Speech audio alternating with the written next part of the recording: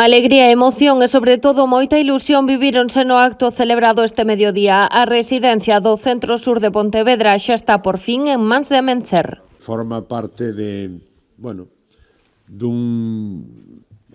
modelo de concello e de cidade que non é completo se non atende especialmente as persoas que teñen máis necesidades. Non? As instalacións ocupan a segunda e a terceira planta deste centro, antiga residencia da ONCE, e están chamadas a cubrir unha importante necesidade, o ofrecer prazas ás persoas con parálise cerebral que non teñan familia ou as que estas non lles poidan dar os cuidados que precisan. Ven resolver uno dos problemas que ten Amencer desde que naceu.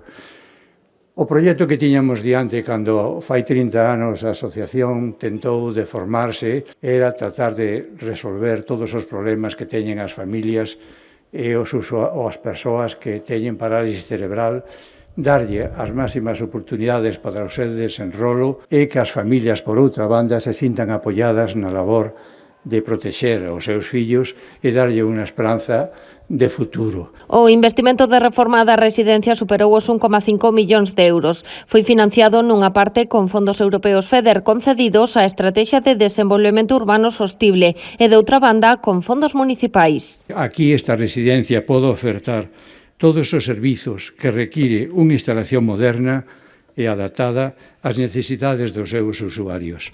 Penso que Pontevedra pode estar orgulloso das instalacións que se van poñer ao servicio de un colectivo que, como calquer outro, ten os seus dereitos e as súas necesidades.